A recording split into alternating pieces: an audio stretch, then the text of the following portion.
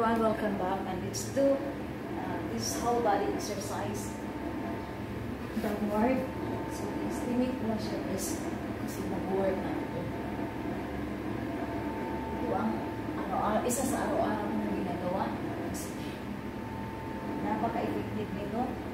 At ito ay dahil ganitong exercise lang ay hindi na sa araw-araw gawin at medyo matagalan.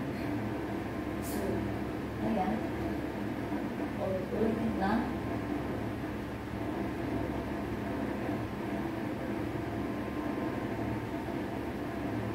Ulitin na talaga.